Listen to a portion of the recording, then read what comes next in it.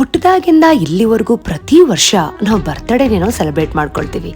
ಆದರೆ ಮುಂದಿನ ವರ್ಷನೂ ನಾವು ಇದೇ ರೀತಿ ಇರ್ತೀವಾ ಇಲ್ವಾ ಅನ್ನೋದೇ ಒಂದು ದೊಡ್ಡ ಪ್ರಶ್ನೆ. ಹೌದು, ಪ್ರತಿ ದಿನ ಕೂಡ ನಮಗೆ ಬ್ಲೆಸ್ಸಿಂಗ್ ಇದೆ ಹಾಗೆ. ಸೊ ಇವತ್ತು ನನ್ನ ಹುಟ್ಟುಹಬ್ಬ. ಬರ್ತ್ಡೇ ಅನ್ನೋದು ಒಂದು ಐಡೆಂಟಿಫಿಕೇಶನ್. ಈ ಜಗತ್ತಲ್ಲಿ ನಾವು ಕೂಡ ಇದೀವಿ ಅನ್ನೋ ಒಂದು ಐಡೆಂಟಿಟಿ ಮಾರ್ಕ್. ನನ್ನ ಬರ್ತ್ಡೇ ಸೆಲೆಬ್ರೇಷನ್ಸ್ ಏನೋ ಹೇಳ್ಕೊಳ್ಳೋಷ್ಟು ಗ್ರ್ಯಾಂಡ್ ಆಗಿರೋದಿಲ್ಲ, ಆದರೆ ನೆನ್ಪಿಟ್ಕೊಳ್ಳೋ ಹಾಗೆ ಖಂಡಿತವಾಗ್ಲೂ ಇರತ್ತೆ. ಇದೇ ದಿನ ನಿರ್ಜಲ ಏಕಾದಶಿ ಇತ್ತು. ಅಂದರೆ 24 ಗಂಟೆ ಏನನ್ನು ತಿಂದೆ ಉಪವಾಸ ಮಾಡಿ ಭಗವಾನ್ ವಿಷ್ಣುಗೆ ಸೇವೆ ಸಲ್ಲಿಸೋ ಅಂತ ಕ್ಷಣ. ಟಿಪಿಕಲಿ ನಿರ್ಜಲ ರಥನ ಮಾಡಬೇಕಾದ್ರೆ ತುಂಬ ಜನ ನೀರನ್ನು ಸಹ ಕುಡಿಯೋದಿಲ್ಲ. ಆದರೆ ನನ್ನ ಕೈಯಲ್ಲಿ ಅದಾಗಲಿಲ್ಲ. ಅದಕ್ಕೆ 2 ಹೊತ್ತು ನೀರು ಮತ್ತು ಸ್ವಲ್ಪ ಪ್ರಮಾಣದ ಫ್ರೂಟ್ಸನ್ನು ತಗೊಳ್ಳೋದ್ರ ಜೊತೆಗೆ ನೆಕ್ಸ್ಟ್ ಡೇ ತುಳಸಿ ನೀರು ಹಾಗೂ ಪ್ರಸಾದನ ತಗೊಂಡು ನನ್ನ ವ್ರತನ ಬ್ರೇಕ್ ಮಾಡಿದೆ. ಕಷ್ಟ ಅನ್ನೋದು ಎಲ್ರಿಗೂ ಬರುತ್ತೆ.